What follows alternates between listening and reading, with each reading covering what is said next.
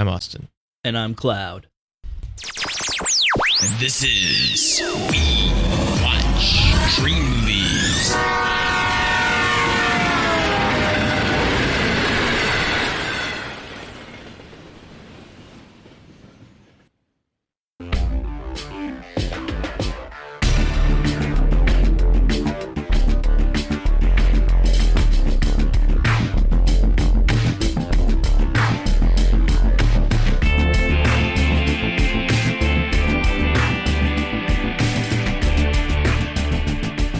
This week's movie is Unstoppable. Unstoppable is a 2010 action thriller film directed by Tony Scott, starring Denzel Washington, Chris Pine, and Rosario Dawson. Plot synopsis. So, a couple of lackeys who didn't do their job properly caused a train to run away, and then two guys who are just trying to get through life are like, you know what? Let's stop this train. And people are like, no, don't stop that train. And then they're like, no, we're going to stop this train. And then the train like roars like a dinosaur. And then they stop the train. So it's not really unstoppable. Because they obviously stopped it. And Yep. they were all happy in the end. They pretend with those giant quotes derailers that just explode like they're pinatas or something. It's really, really disappointing. We should say right away here, this says, like, the poster line for this is 1 million tons, 100,000 lives, 100 minutes. Movie's 98 minutes long. Ha ha! And I don't even know what the 100,000 lives thing was. Because didn't the town have like 400,000 people or something? Something like that. 400 and some 67, some uneven number. So that part's not true either. I guess the million tons maybe. But that was never something they made a point of. Well, I think he said something at one point, Denzel did, about the weight of the train and why the derailers wouldn't work. But I don't remember if it was a million or not. It was really, really heavy. It was really heavy. Trains are heavy. They're so fired. Oh my god, so many people got fired in this movie. Many people got fired. Everyone's getting fired. Even people that don't deserve it. But like some people, for sure, deserve to be fired. They're being really irresponsible. So this is a train movie. It's been a while since we've had a train movie. And I feel like I think the last one might have been, was it whichever one was it the first, well, no, I can't even remember now. What was the last one even? I feel like there are going to be like similar complaints for certain things as there have been in at least one or two of them, probably including actual Runaway Train, the title of it, and the Pierce Brosnan one. Yeah. But I can't remember. The last one I remember doing was Detonator 2. I don't think there's a train in that though. Like that's the sequel to Detonator, which is also Death Train, but it's about like art theft and stuff. Like there's no, it's not about a train. I think wasn't there like a rocket or a bomb or something in part of it, but not a train. She does refer to the train as a missile the size of the Chrysler Building. Yeah, it's not really the size of the Chrysler Building, but it is quite long. Yeah, it's long. You know, maybe it's as long as the Chrysler Building is tall, but it's... Well, I'll give the movie this. Like, the idea of them, it's just carrying stuff that a train would carry that's, in quotations, hazardous. Because there's a lot of stuff that, you know, factories and businesses and, like, just places that make stuff require, and a lot of material can be kind of toxic or flammable, and so having like the train carry it, and they're just like, oh yeah, well, like it's carrying stuff that's not exactly what you would want to just like pour over, you know, a city, so we need to stop it. And they don't make like a huge deal about the like what the material is after they find out what it can do. No, and there's no illicitness here with the material this time. It's not a nuclear bomb. It's not like terrorists didn't steal the train for purposes. It's chemicals used to make glue. Which so are horses. Yeah. And like liquid horses. Horses we almost had die. horses in this. That's what I mean. Like it's not literally liquid horses, but there were horses nearby, and we would have had liquid horses if they almost didn't get out the way. That one was not Not real it. keen on escaping from being liquid horse. I've had enough. I'm gonna end it now. Suicide horse. No, that's perfectly fine. Trains do carry lots of dangerous stuff because it's got to get from place to place somehow, and like when you need to carry a lot of it, like it's too slow to put it on a truck. And you can't put it on an airplane because that would be even less safe. So it's got to go on the train. Yeah, like inherently, it is safer to send it by train. Yeah, and mostly nothing's going to happen to it. It's not like they're just going to like spontaneously make a movie. No. Like we're actually going to need this particular train carrying these dangerous chemicals to like explode so we can get it on film for the movie we're making. Well, no, go away. There did seem to be.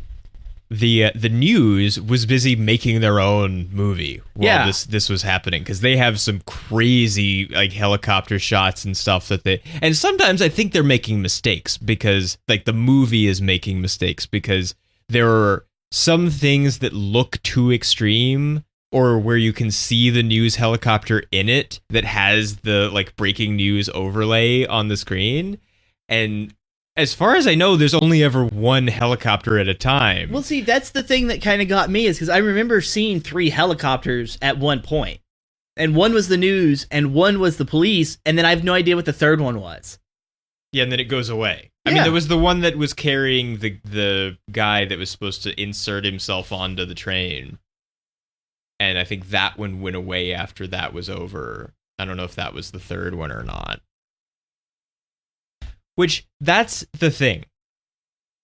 That attempt, like, you know, it's not 100 minutes long already, even though the poster tells us these things. But it could be like 40 minutes. Yeah. If they weren't dumb. Because they have a locomotive right there at the front where you could just have someone just step off from one to the other. Like the helicopter insertion is so unnecessary. Yeah. Just like put another guy on that rear engine and just have him step across and he stops the train. Easy and the peasy. whole thing's over. Lemon squeezy. It doesn't I don't know what the helicopter thing is for. No. He's trying to make it stop. That's why the VP dude got fired for being dumb. I was a train master, yard master for 10 years and I don't know how to properly stop a train. Fired. Yeah. Fired. Well, I think, aren't we led to believe that he's being influenced by the we only have time for golf executives of the company that makes glue or whatever that owns the containers? Or are they supposed to be who owns the railroad? I think they're the ones who own the railroad. Like the company, the company who is in control of the trains on the rail. Mm-hmm. Like, that's what it looks like. You know, like the dude playing golf, and he tells the what's-his-face to do it. Yeah, like the stock price is going to drop by like 40% and all this and that. Which, like, train derailments do happen. Yeah. From time to time. And, like, it's never good. And, like, usually towns don't explode because of it. Although I have not although, because that makes it sound like I have a town exploded story. But I do have a story that I'm going to tell before this is over about something that happened to me or while I was present. And it's not going to destroy the company just to have, like, one incident. Although when the news knows as much as the news knows, we don't even know how the news would have known it. No. Well, and just to deal with some of these things, this does say at the beginning, inspired by true events, which is a little more true than they could have probably gotten away with based on Yeah. And it actually would have been, because there is a real thing that happened in, I think it was Ohio, where a train did get away from people at the yard, very much like it does happen, because he didn't set he left it where it could slip, although it was an older model train where the dynamic brakes and the throttle were on the same lever, and so it was a little easier to screw up than this was. And it did happen, and it did go like 60 something miles before they could stop it, and they did use another train to slow it down, and then someone ran alongside and just climbed up on it. But it did actually have 2 tank cars of molten phenol. So that stuff is true, but not anywhere near the extreme amount of things that happen. You know, it's intensified for movie purposes, which is fine. But so like they did try to slow it down, and they did have someone step onto it. But I don't think at any point they actually had someone like right in front where they could just step across if they just had. But the no one knew what had happened except that there was a train until like 2 months later, after the NTSB released the investigation report, and they have still never told anyone who the guy was that was the engineer that left the train, or what happened to him because he screwed up. So we still don't know those things, and it took 2 months for anybody to even find out that it had happened. Yeah, and this movie gives it it's like the people who are doing the news know about this like before the day is even close to being ended. No, they know about it immediately. Yeah. And they have like graphics and 3D simulations and just all kinds of crazy stuff that they're putting together really, really fast. And they don't. And this news is the news that news wants to be. It's not even happening yet, and we're gonna bring it to you live. They use an actual Fox station, and they actually have him say "local, live, late breaking," which is one of the things that always bothered me, because it sounds really local news and second rate and cheap. But like real local stations do actually say it. The movie even seems aware that the news knows a lot of things, though, because the boss guy, the VP, like we had to find out. He's like, we had to find out from the news? From the television. And it's like, well, apparently, but I don't know how. But I know that at one point the dispatch center was keeping things from him because they were hatching plans that they knew he wouldn't approve of. But they just know all kinds of stuff. Like, they know people's names, and they have chyrons of people's names up when they're showing what's happening. They know what the plan is when they don't even have a plan. They're like, they're gonna chase it down in reverse, and they're gonna slow it down. And like, they've barely even decided that that's what they're gonna do by that point. Someone and it's watched for sure the news, not so approved. we know what to do. It's like, yeah. I mean, what are we gonna do? Watch Channel 4 News. I said at one point, because the A News crew shows up at one of the crossings where the police are blocking it off, and they run up and say, "Can you tell us what happened?" And I said, "Have you watched the news?" Because clearly they're not the same news, and they had different mic flags, so they weren't the Fox station, so there's somebody else. But like, they haven't been watching the competition because they don't know what's going on, even though it's already all over TV. Did they get the kids off of the train? Well, we never see them again. They made it into the siding, and then we never see them again. So I guess maybe they just tied it down in the siding until things were over. They never talk about them after that. Because like the lady brings like boxes of donuts for the kids.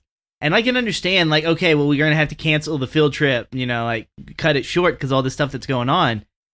But like, we never get to see the kids anymore. And it kind of made me wonder if his son was supposed to be on the field trip for the trains. Because like, we do kind of see little bits and pieces. They're like, oh, okay, well, he's going to school and he's got to go to work, and And like now we see a whole bunch of kids. I'm like, okay, so why are we seeing kids on a train? Like, especially since they're not being brought up again. Yeah, I feel like probably not, because I think it's a school farther away. Because there's a lot of, especially early on, and then they still continue it later. There's a lot of telling us a city name and then telling us its relative location in Pennsylvania, southern Pennsylvania, northern Pennsylvania, central Pennsylvania. And that doesn't really help me, at least, to understand where we are. Because those are really broad, like, I don't know, like, how far, like, where are you cutting off central to south? Like, how far is this? It doesn't really help, and I don't know the town names. They're telling us the town names, and I guess it's supposed to help us understand where we are relative to other places. But, like, the town that they're gonna blow up at the end if they don't stop it, I think is in southern Pennsylvania, they tell us. And then they start in the north, and wherever the yard is. Well, they drive back up to it, I guess, because they're going. I guess they start in the south, and then they're running north, and then they go on the siding, and then they go back south, following the one that's running away. But I don't know what that's supposed to help us with. Yeah. This telling us that it's north or south, and because they never tell us any kind of distance. Like, it would be more helpful to say like 50 miles from this or that, like, and that would help us understand it relationally. Yeah, all we get are like the miles in between the trains. Yeah, when they're actually running and when they have some kind of plan or something. Now, I was under the assumption that normally working for a rail company would mean that you're union anyways. Well, as far as I knew, that was true. I've never heard of anyone working for the railroad that wasn't union. And when I worked for the company that contracted with the railroad, which is where my story later comes from, everybody was union. And like, that's how the seniority works. That's like, everything is based on like when you join, what your union number is. And like I didn't know that you could not be union, but apparently some of them are, because they're like suspicious of him because he's union, and presumably they're not. Otherwise, it would just be the same. Yeah, it does seem a bit weird. But I don't know where he's getting his retirement benefits from. If it's not like it's weird. Well, see, like there's that, and then like the whole yellow vest thing. Yeah, that's just a seniority thing. That's like you're basically just still on probation, although that varies from railroad to railroad, and a lot of times the color of the vest is actually dependent on which railroad you work for. So like BNSF wears orange vests, like just generally, and Union Pacific wears yellow vests generally, just because it's closer to the company colors. And so when you see someone out on the tracks, you know who they work for, and so you know something is happening, because like the railroads own the tracks, but they have to share them the way that like phone companies have to share the phone lines and stuff. It's a common carriage thing. It's not the same like US code title or anything, but they have to and they pay a little bit to each other to like use each other's tracks, but it's not very much. It has to be like a reasonable rate, and they have to let you, and they have to give you the same amount of preference as their own trains. And so you have various different railroads depending on who operates in a particular area on the same tracks, and so they make themselves easy to identify, so you know who you're looking at. And I'll say, because mostly I kind of like the color yellow, and I don't like yellow vests. Yeah, like those, like look at me, like it's super reflective yellow, and I don't like the look of that. But if it's like a black and yellow kind of like heavy leather jacket that's supposed to keep you dry in the rain and stuff like that, I'd wear that. Now, supposedly, the trains that they used were all leased from a Canadian railroad, but the one that they're in is like really obviously a BNSF paint job just with like their made up AF something or other thing painted on the nose. But it is a BNSF paint scheme.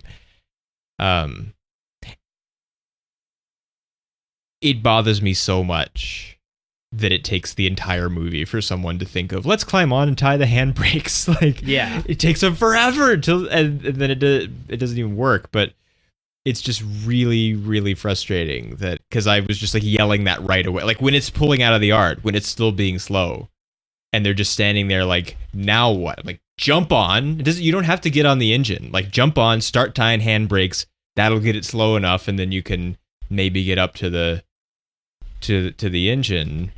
Well, I mean, he should. Obviously, what they're doing is like non-procedure anyway, because you should have never started to move without lacing the hydraulic hose or the air hoses, and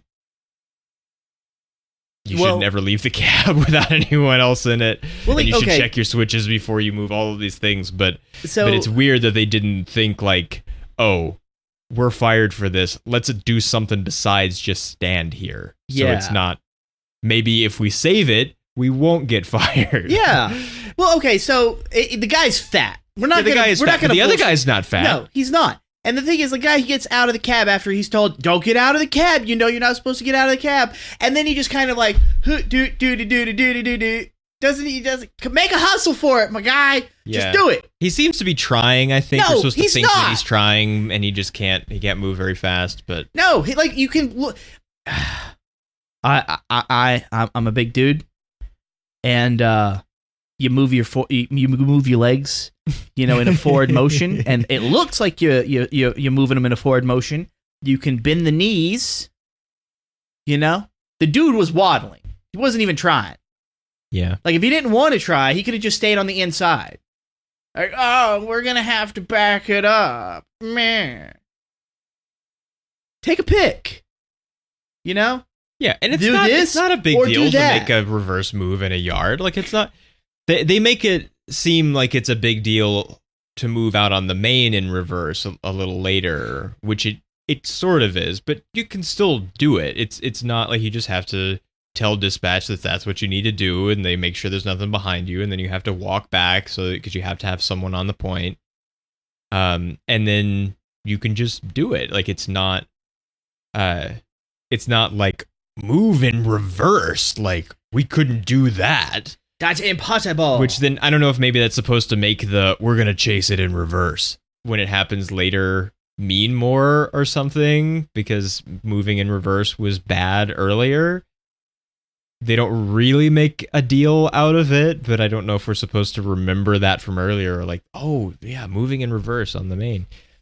And Chris Pine's character, has, a full heart change, in a second. Yeah. They get out, like, oh, you do this by yourself. And he's like, what would your wife say? And he's like, all right, let's do this. What would his wife say? Yeah, what would she say? Like, she's just laying in bed all day. Don't get close to me, I have a restraining order? Like, that seems to be what she would say. I don't know. I'm not going to answer my phone. It's a weird bit of motivation. Which his whole, I put a gun on the dash, which I think he says you pulled a gun. I think it would probably be brandishing. Yeah. Even though he's not physically holding it, because it's there in the area to be threatening. And, I mean, sure, that was a dumb thing to do. It was real dumb. I don't understand why talking to the sister-in-law was such a secret deal, though. Like, I understand, sure, you don't, there's no, you're in a relationship, you should trust each other, he shouldn't be who you talking to?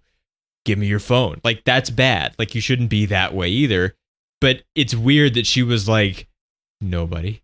I'm not going to tell you. Yeah. I'm not going to give you the phone, until it leads to him brandishing a gun on the dash of his truck to some guy who's now a cop that they used to know in high school. Well, see, okay, so from what I remember, she was messaging somebody and wouldn't show him the phone, and they ended up talking about the dude who they knew from high school, who is now a cop. But then after he does this, he finds out that, from what I remember him saying, that it was the sister-in-law that was actually talking to him and not his wife.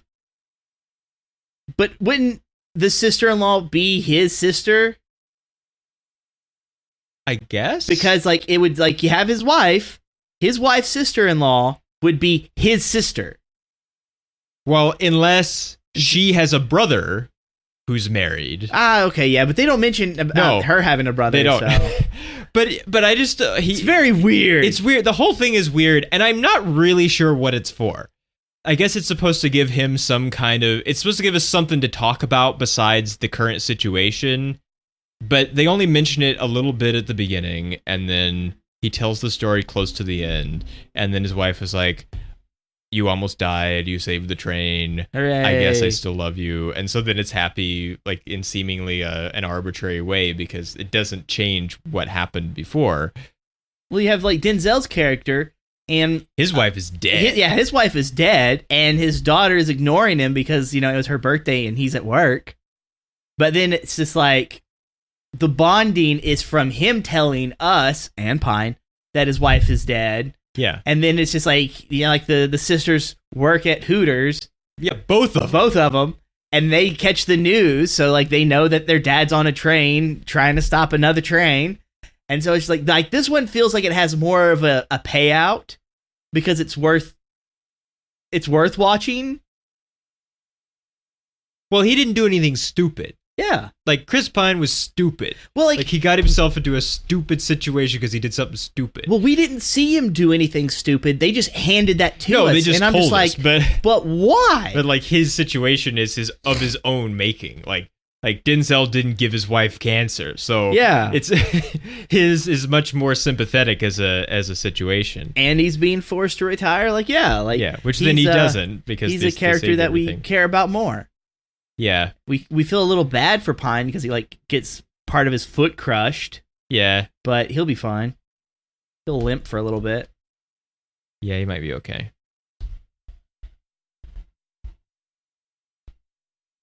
One second, let me check my notes. No, making hard turns sounds stupid. So, like hard turns towards the high school. Yeah. Okay. So, trains make sounds. That's what they do. They also stay on tracks.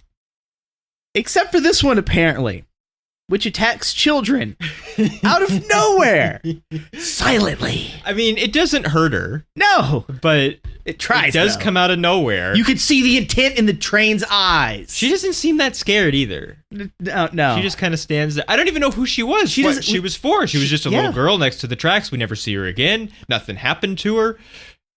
I don't know what it was even for. Yeah, the child was out of range, so the 777 train went on for different prey. Uh-huh. And then it ate like one of the things that you carry horses in. It ate one of those. It ate a horse trailer. And it just kept going. It was insatiable. That's what they should have called this movie instead of Unstoppable. Insatiable. Because it just kept going. Yeah, they have that lower third right away. Train destroys horse trailer. Yeah. And then they replay it like over and over and over. Which I don't know what that camera was. Yeah, from like 15 different angles. It was ridiculous. Like the news wasn't even ready. No. It didn't seem like. And they were the bad news even. They weren't, I'm the bad news. Like they didn't know what was going on. They weren't our hero Fox station. And they for sure didn't have that many cameras. And then we see it on TV on the Fox station, not on whatever fake other station that doesn't know what's up. So that part's weird, which I understand they're going to share probably, but there wasn't a... They're also the only time we ever see an alternate news crew. Otherwise, we just assume that the helicopter belongs to Fox, that everything else we see belongs to Fox. Because that's what we always see on screen, because they're allowed to use it, because it's a Fox movie. Yeah. And they're also allowed to use Family Guy, because Fox owns that too. Which it didn't matter that there was Family Guy on the TV. There just happened to be. Do you think that they leased the T-Rex roars from Universal? Because that's what it was. I'm not sure. That's what it was. They sound the same. Like, they do have a dinosaur sound, but I'm not sure that they're actually the Jurassic Park sound effects. But it is very much there's like tigers and stuff in the Twister tornadoes. Like we're making it scary because it's the enemy of the movie. Did this train just roar at me as it dodged a child and went straight for a high school? Mm-hmm. And now I don't know if maybe Tony Scott had a Rob Cohen like the train is like a beast that's after people kind of thing. The way that Rob Cohen is like the tunnel is like the digestive system of some monster, and Stallone's got to fight his way through the monster, and like he always seems to have these ideas like these really overextended metaphors for the way that he sees his movies. I don't think that Tony Scott is like that. We'll have to watch. There is a making of thing on the DVD that I haven't watched so that we can see if he does discuss it in such a way. I hope not. But they put the sounds in there, so something's going on. Which, in relation to that, this was nominated for Best Sound Editing. The Academy Award for Best Sound Editing, but it didn't win. Inception won instead. Good. So I feel like good. Yeah. I mean, the sound was fine. I suppose. It wasn't bad.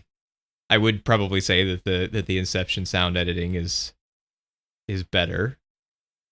Just because I feel like sound is more important in Inception because they're doing the like multi-layer thing in a lot of places, and so that there's more reason for the sound to be important. Well, one of the things I think about with this movie's sound is whenever they're trying to hook the knuckles together. Yeah. And like they're trying to talk on the radio after the bottom part of that the train the car like exploded out, so it's like all these pebbles. Yeah, it's just grain, it's just pelting them. And then you have like the helicopter right there being loud too, and it's just like, go away. Yeah. We can hear you. You're preventing me from talking on the radio. I did wonder why they seemed it, and it didn't seem to be sourced, but it only played when there was a shot of it, and they would cut back and forth and it would come in and out. So it seemed like we're implying this is here. But whenever they would cut to the Hooters, there was this like not quite EDM, but like electronic kind of, thumpy sort of music, which I don't think is really what they play in Hooters. Like I haven't been in a lot of Hooters, but I don't feel like that's the kind of music that's not the kind of feeling that Hooters is going for. They're much more of a like, it's down home and stuff. Hey, wherever you're at, go check out your local Hooters. So if they're playing EDM. and tell us what kind of music they play there. So maybe they do in Pennsylvania. I don't know. Yeah. But it's weird that both sisters work there. It is odd. At the same time, even like they have shifts together. It's just it's kind of odd. Oh my god, we have to be together like in the same location at the same place where it's really loud, but for some reason we're also watching the news while there's like Girls Gone Wild looking videos like on a TV on the other side of the room, and it's obnoxious, but it's okay because we're going to be watching the news because the train's on the news and this is a train movie. Yeah. Brought to you by Fox. Everyone is really concerned. Like everyone everywhere is. No one turns down the radio. No, it's like Truman Show. It's like the Truman Show. We're just like everyone everywhere is like watching their TV and like it's wall to wall coverage of the runaway train, and it's just everyone seems very concerned. Wouldn't it be more like track to track coverage? I guess, but that's not that would be the kind of thing that if a station said that, I would be like, oh, like you're being a little too clever. That's not really necessary. Use the standard terminology. It doesn't matter. We have a rogue reporter bringing you wall-to-wall coverage. Hi, Diane. Actually, I'm bringing track-to-track coverage. Which is probably something that would happen, especially on local news.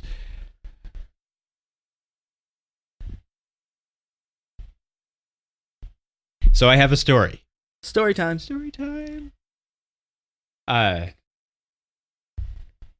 So I worked for a company that like I drove a van and I transported railroad crews from place to place and like stayed with them to like assist them in like going from one end of the train to the other, or like moving between switches. And so like a lot of the time I would be with them on, like I would, drive them long distance and, pick them up from places. But sometimes I would just be, with them all day or all night while they were doing switch work, or, doing like runs from like the yard to the coal plant or something. And, that's would be like a 12-hour thing. And one night they were doing what was called in our particular case, the local 82 job, just because they have numbers assigned. So like you can say it on the radio and like they can look it up, and like like every job has a number if it's a recurrent regular job. I mean, every job has a number, even if it's one that just, crops up and they do it and then it goes away. But the ones that are recurring have a standard number. And they were it was the middle of the night, and they were switching cars there in the middle of town. And they forgot to take a derail off when they were going to shove back across a crossing where there's like a switch and a siding, and they forgot to take it off. And I'm probably like maybe like 40 or 50 yards away from the crossing, just sitting there parked in the van waiting for them to need me for something. And they shove the train back and it hits the derail, and it's like 15 tanker cars that could have had natural gas in them. They didn't. They happened to be empty, because otherwise I would be dust and we would not be doing the show. But I wasn't sure whether they were empty, and once it happened and all of like emergency services and the federal inspectors and stuff were around, they didn't know whether they were empty at first either, and they just like cordoned everything off. But it backs up, they shove back, and it hits that first wheel, and I see it start to tip over, and I don't know whether it has anything in it or not. And I'm thinking, this could just like, because this is gonna, if that tips, and it might not break the seal, even if it tips over. But it's kind of that particular crossing has a little bit of a hump, like it's built up a little bit once you get across the street. And so when it falls there, it has like, it's going to roll a little bit before it gets to the closest pavement. And so it could do it. It's not just going to lean over. And even if it does, it's full and heavy. And so it's a lot of force, and they're not really they're made to withstand the pressure, and they're made to be sort of safe in a situation. But there have been times where they go over and there's just a fireball and it takes out, 5 blocks around it. And it starts to go over, and it goes over, and I hear it hit, and it sounds empty. And so there's only like, 5 seconds of being like, I'm about to be dust maybe. But it was like really, really intense, and it took me a while to come down from. And then the next car goes over, and the next car goes over, and it ended up taking down 8 cars before the track was the track curved enough that it didn't have enough leverage to pull the next one down, and it just sheared the knuckle. And so then there's 8 tanker cars just laying there across the road and next to the road and next to the tracks, and they don't know what happened because they didn't see it, because they weren't looking at the derail, because they didn't check. Which is another thing that makes me feel more like something like this could happen, because I've seen, not that they were being negligent really, but they just like, they thought they took it off because they took it off earlier, but they put it back on and they forgot, and they didn't remember to check it again. And so like, I knew before anyone else knew what had happened and why. And I didn't want to say it over the radio and just like screw everybody. So like I leaned out the window and called over to the conductor and said like, I think you left the derail on, and he ran over there and looked at it, and turned out it was. And so then they were able to report it, and they did report it. They weren't like, well, he didn't run over and like take the derail off and what who's possibly could have happened? So, but then it was, several hours of just like everybody being around, and like it took them until like well into the next day to like tow them all off to the side, and it was pretty bad. And then they have to like re-inspect the track and make sure that it didn't move the ballast and that everything is still aligned the way that it's supposed to be, and replace the derail and make sure it didn't damage the switch that's right there. And so it was a couple of days of really screwing up the traffic through that part of town, because it made a big mess. But like I almost could have been in like a fireball of natural gas, and then I was afraid that I was. And the thing that this is going to sound fake, but like I can show you the book. I have it on the shelf. I've never finished reading it. I only even actually had started reading it, but I happened to be reading at the time a book called Fireball, which is about a railroad accident where a tanker car exploded and like took out a bunch of people. And then it's mostly like a legal book. Like it's fiction, but it's mostly like now the legal case to figure out what happened and who's responsible and the shady stuff going on. Like it's much more of like a John Grisham book than it is about railroading or whatever. But I was reading it. That's what I was doing, sitting there. And then like I see the tanker cars go over. So that probably made it extra scary, more than it would have been even just, but like I knew what they were. So just looking at it would have been scary anyway. You should have been reading books like about unicorns and happiness. I know.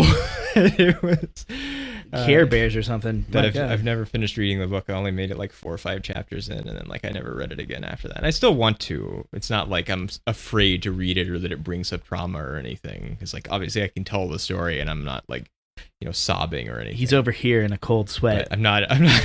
Don't let him lie to you. In a cold sweat, but it was rather something to have been there for. They didn't get fired. They were just like, I think they were suspended for a while, and they had to like take safety classes and stuff. But because they were good, they weren't super. They were some of the younger guys, but they weren't like super. They weren't like Chris Pine knew. They weren't whatever the BNSF version of Yellow Vests were. That wasn't a thing that they said. But and they were good. They were usually responsible guys. They just made a mistake. They just forgot to check. They're people. Because they're people, and so they didn't lose their jobs and have to go into an exciting career in the fast food industry as what's his name? Unimportant. Dewey. Yeah. At least the other guy didn't get fired because he didn't do anything wrong. Well, he said don't do it, and didn't have any way to stop Dewey from doing it, so he didn't do anything wrong.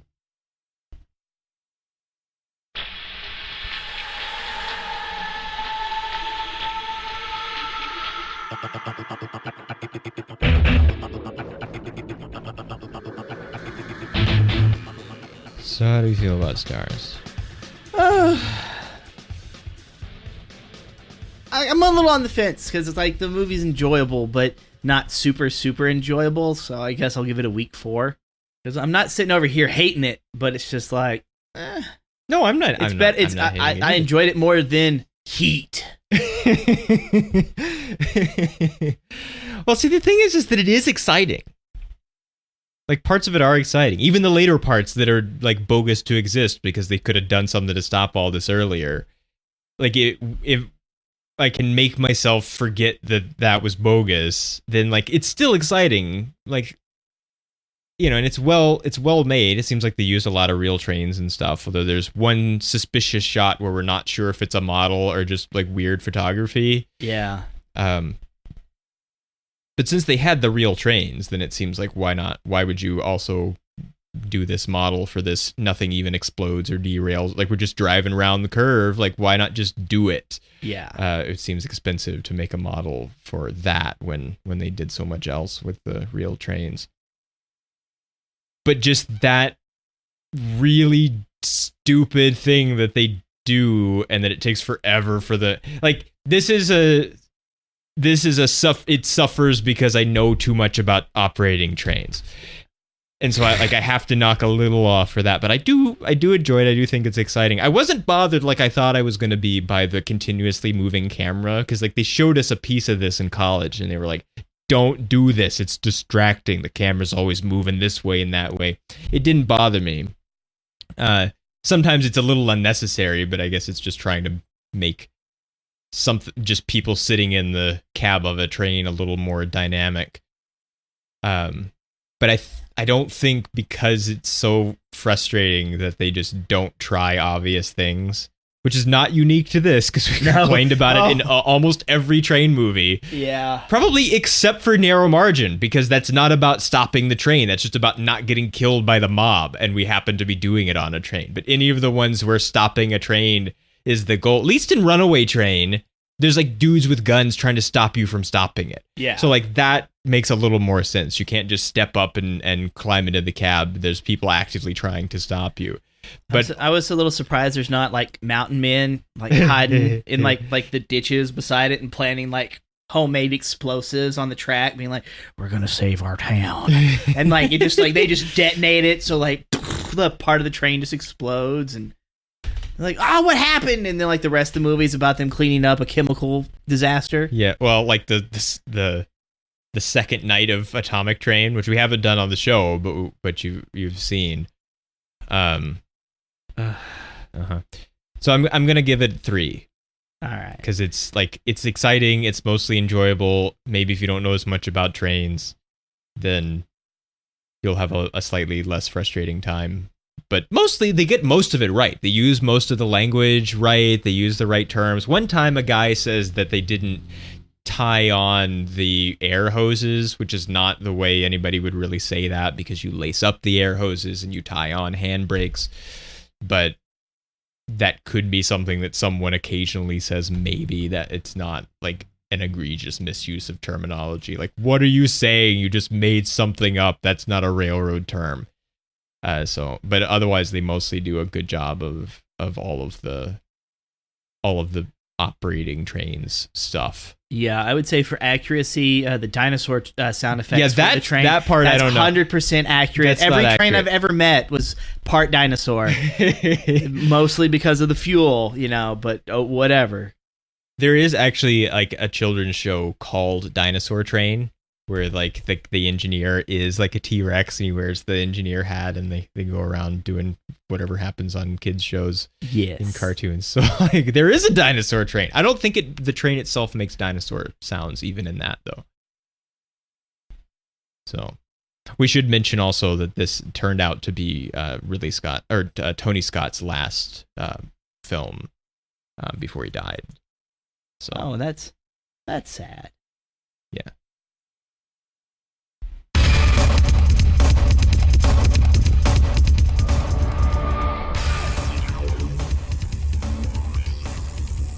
So you're gonna say it? You didn't say it yet.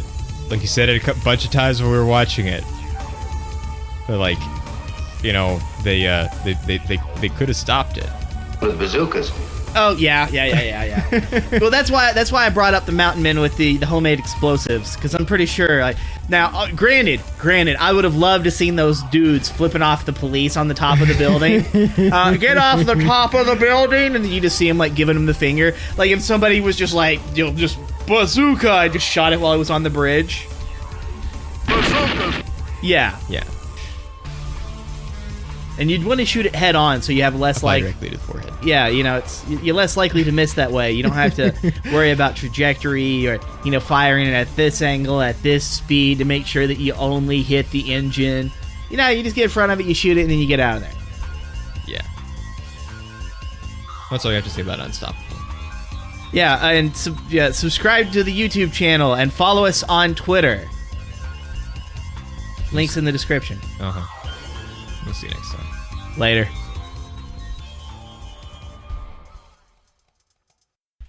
one of the problems I'm having is everyone's panicking and freaking out. They're dead.